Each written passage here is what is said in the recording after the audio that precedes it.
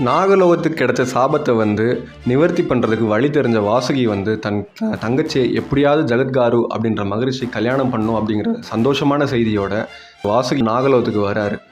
நாகலோகத்துக்கு தன் தங்கச்சியை ஜகத்காரு கல்யாணம் பண்ணாங்களா இல்லையா, இந்த சாபத்திலிருந்து விடுவிக்கிறதுக்கு வழி கிடைச்சதா இல்லையா அப்படிங்கிறத பற்றி ஃபுல்லாக தெரிஞ்சுக்கணும் அப்படின்னா இந்த வீடியோவை ஸ்கிப் பண்ணாமல் பாருங்கள்.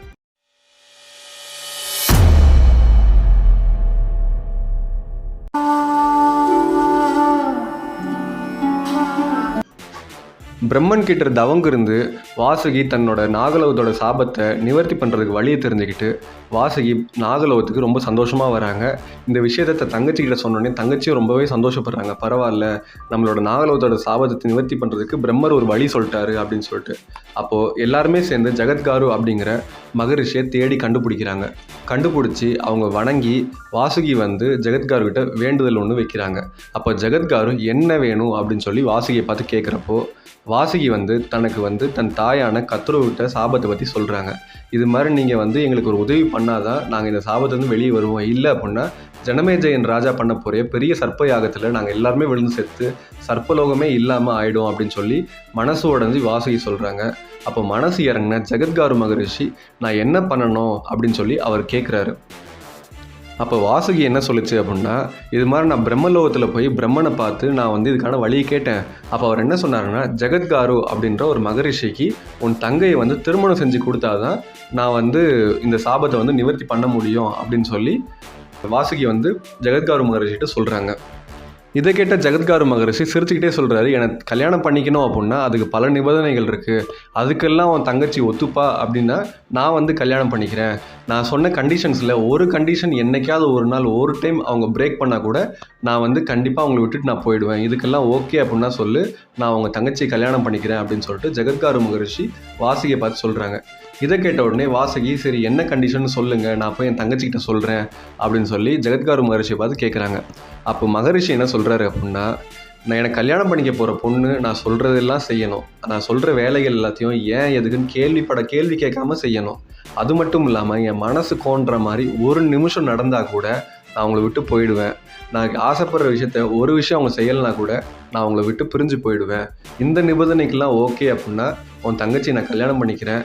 இப்பயும் சொல்லிட்டேன், கல்யாணத்துக்கு அப்புறம் ஒரு வேளை உன் தங்கச்சிக்கும் எனக்கு சண்டை வந்தாலோ இல்லை எனக்கு ஒரு சின்ன மனக்கசப்பு வந்தாலோ நான் விட்டுட்டு போயிடுவேன். இதை முழுசாக நல்லா தெரிஞ்சுக்கிட்டு உன் தங்கச்சிகிட்ட சொல்லி ஆலோசனை பண்ணிவிட்டு அப்புறமா நான் கல்யாணம் பண்ணிக்கிறதா வேணாமா அப்படிங்கிறது நான் அப்புறம் சொல்கிறேன் அப்படின்னு சொல்லி ஜகத்காரு மகரிஷி வாசுகிட்ட சொல்கிறாங்க.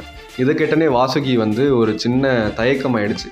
ஏன்னா எப்படி ஒரு குடும்பம் அப்படின்னா ஒரு சின்ன மனக்கசப்போ இல்லை வாக்குவாதமோ வருமே, இது எதுவுமே இல்லாமல் எப்படி என் தங்கச்சி வாழ போகிறா அப்படின்றது தெரியல. இருந்தாலும் பரவாயில்ல, நம்ம தங்கச்சிகிட்ட கேட்போம், ஏன்னா நம்மளோட சாபத்திலேருந்து விடுவிக்கிறதுக்கு இதுதான் ஒரே வழி அப்படின்னு சொல்லி வாசுகிக்கு தெரியும். சரின்னு சொல்லிட்டு இந்த விஷயத்த தங்கச்சிக்கிட்ட சொல்கிறதுக்காக வாசுகி போகிறாரு.